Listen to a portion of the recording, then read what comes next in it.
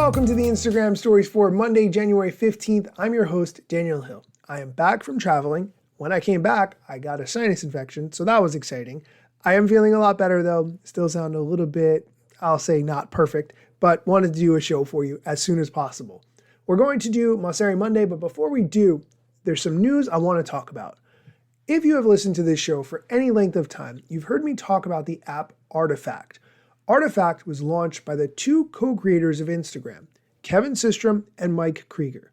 After they went on to sell Instagram to Facebook for $1 billion, they didn't do a lot until they launched Artifact, which was a news app, and they were adding AI features and commenting. I did not think Artifact was amazing, but based on their track record, it was on my list of things to watch very closely to see how they would impact the social media, news, AI landscape.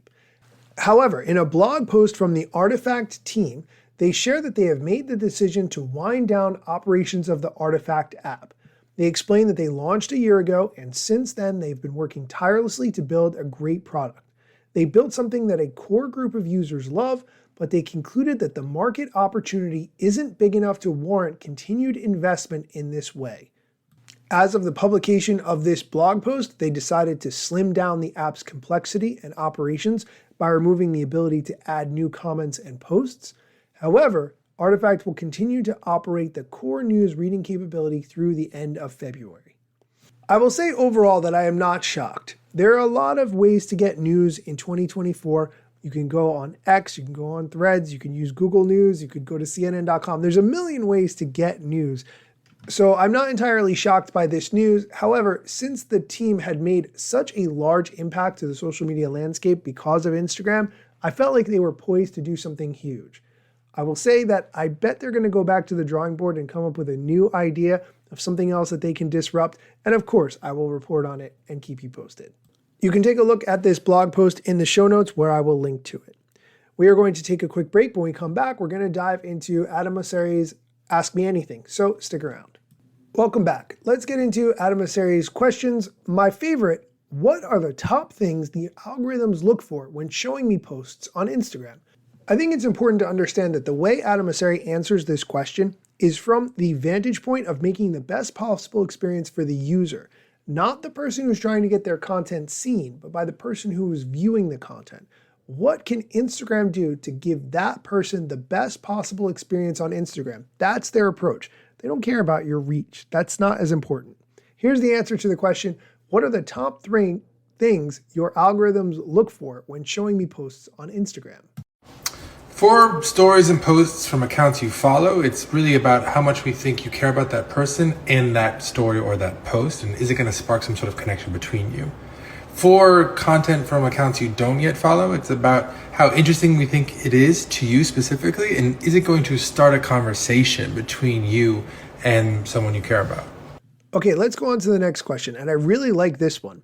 What is the gap in the ecosystem that you think Threads is filling? I love this question because I think the gap in the ecosystem is people are unhappy with X, the negativity that happens over there. They're tired of Elon Musk's behavior, and therefore they use Threads as an alternative to that. I don't think that's the best long-term play, but I think Instagram's Threads opportunity has capitalized on some of those problems on X. Here's the answer to the question, what is the gap in the ecosystem you think Threads is filling? The core thing is just to be a less angry space for public conversations. Also one that's more open where you can own your audience, and one that's integrated into Instagram and can benefit from the vibrant, amazing creator community on that platform. And it is a long road, but I'm really excited about the progress and the momentum, particularly over the last couple months.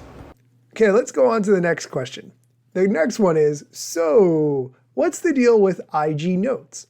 A lot of times I want to say that I think employees at Instagram write in these questions because if someone is savvy enough to know what IG Notes are, but not enough to understand what they actually do, I feel like why would you ask the question? That's just my opinion. You know what Instagram Notes are because you listen to me talk about them all the time.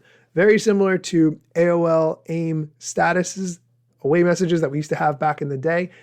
Now they can have the ability to link to music or have short videos in there, and they're within your DM inbox. Here's Adam's answer to what's with the IG Notes.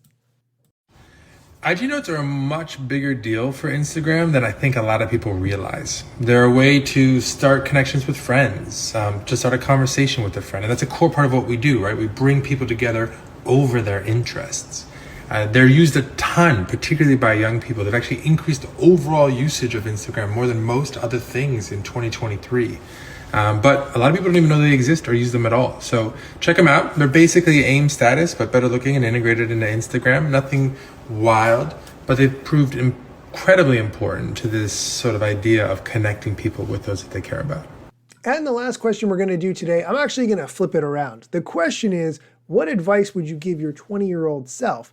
I'm going to let Adam give his answer, and then I'm going to give the answer for what advice I would give my 20-year-old self. In terms of professional advice, I think your 20s is a great time just to explore, to work hard, and to really figure out what you're interested in, try a bunch of different things, learn a lot, and then enter your 30s with a little bit more of a sense of where you want to focus and how you want to spend your time. I don't know that I truly did that. I kind of did that. A lot of where I ended up was a circuitous path, a lot of hard work, a lot of luck. But I definitely would advise my 20-year-old self to work hard and to be open-minded and explore a bunch of different things professionally before picking a path to really commit to. I think that's a great answer. I would say two things. Number one, learn how to understand finances and live within your means. Whatever those means end up being, don't exceed them. Learn how to live within them to allow you to save and budget and do all of those things so that you don't end up in a financial situation you don't want to be in. That's number one. Number two, get really good at networking. And I say this as a person who I don't think I'm very good at networking. I feel like whenever I do network with someone, it is an underlying I want something attitude that I cannot seem to get rid of. And I don't like that about myself. I think the times where I have networked just for the sake of I want to add some value to that person's life or just listen to them or whatever have been great experiences, but it's very hard for me to kind of get to that place mentally. So I would encourage my 20-year-old self to figure out how to not do that. So this way, 44-year-old me isn't stuck in that hole. That's just my thought. That is going to do it for today's episode. As always, thank you for listening. If you would like to network with me so I cannot do that, where I just try to worry about what I can get out of it, I don't want to be that person, send me a DM at Daniel Hill Media. I would love to chat with you. This show is getting very personal. I think, maybe I need to go outside. Okay, thanks for listening. Instagram news got you covered, sometimes even TikTok. Relevant platforms in the metaverse ahead of the wave, without a break or a pit stop. Still waiting for Zuckerberg to give me the big job. Pause. Use trademarks and logos with Insta's permission, of course. If you like the show and you gain some good info, maybe leave a review. It's a type of applause. Just drop me a message if you want to collab. If you got some good content or you want to run ads, at Daniel Hill Media is where I am. TikTok, Facebook and Instagram.